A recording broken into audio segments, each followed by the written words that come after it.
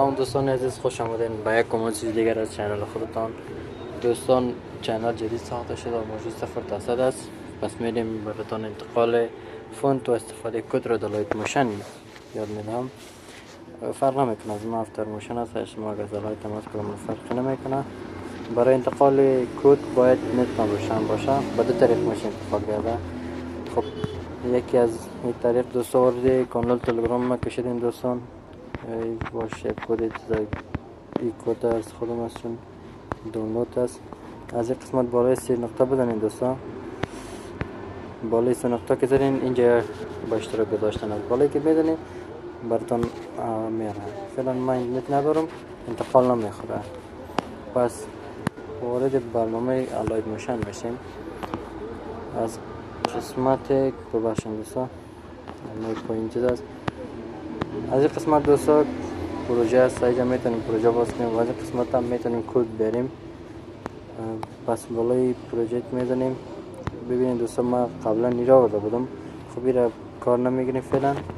بالای این گزینه میزنیم دوستان. در اینجا که بالای زدین دوستان مین بالای گوشیتان و در این قسمت تلگرام میزنیم. خب مثلا این حرکت من بالایی که کلیک کردین من نت ندارم دوستان نمیاد. نت داشته باشین میاد. بعد از اینکه نت داشتین این قسم براتون باز میشه چون کد از خودم است. فونت جزاش تغییر نخورده. بالای گزینه میزنین و اینجا دومش انتخاب میکنین کانسل میکنین دوستان. اینجا دوستان ما ببینین هیچ کس از آتشی است با او کار نگیرین. باز این دومیش که از خود اکسس نیست. سیومیش هم آیفون تشه و فونتش است بقیش فیلتر است. خب بالای می دومیش میزنین دوستا. بالای دومیش که زدین در این قسمت انتخاب میکنین. از این قسمت هم میشه که عکستان رو چنج کنین. بالای گزینه میزنین دوستا. بالای که زدین مستقیم وارد گالری تان میشه. خب در اینجا عکس نیاز دارین. عکس دوستا اینجا فرض نمی عکس میگیریم. ببینید دوستا دو گزینه است. خب اشتباه نکنین این گزینه رو نزنین. این گزینه سمت چپ بالای گزینه بزنین میآید.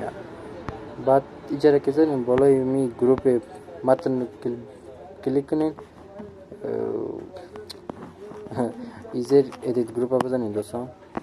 ایش فونتش است چون تاقه با تاقه است با کار نمیگیریم. فقط تو چه قسم فونت بیاریم. بالای فونت میزنین دوستان. بعد از او ادیت تکست میزنین.